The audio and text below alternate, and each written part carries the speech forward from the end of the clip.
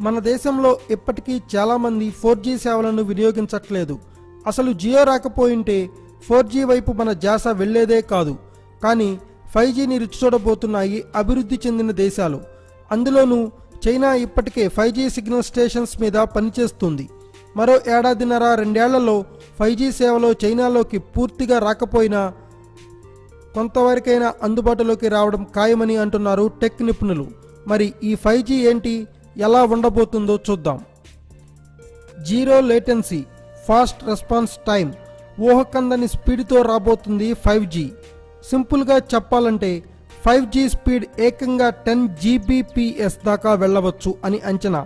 అంటే 4G కన్నా 40 రెట్లు వేగంగా ఉండబోతుంది అన్నమాట 5G.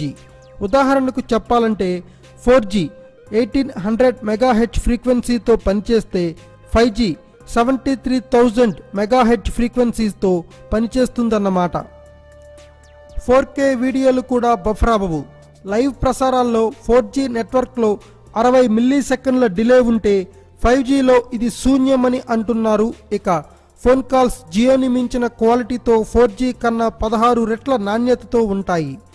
1080 పిక్సెల్ సినిమా అయినా సరే సెకండ్లలో డౌన్లోడ్ అయిపోతుంది.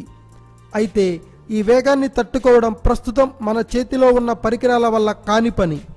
Computer, laptops, smart phones, tablets అన్నీ అత్యాధునిక టెక్నాలజీతో రావాల్సింది. అందుకే 5G సేవలో పూర్తిగా అందుబాటులో రావడానికి మరో 5 ఏళ్ల సమయమైనా పడుతుంది. Thanks for watching. Please subscribe our channel.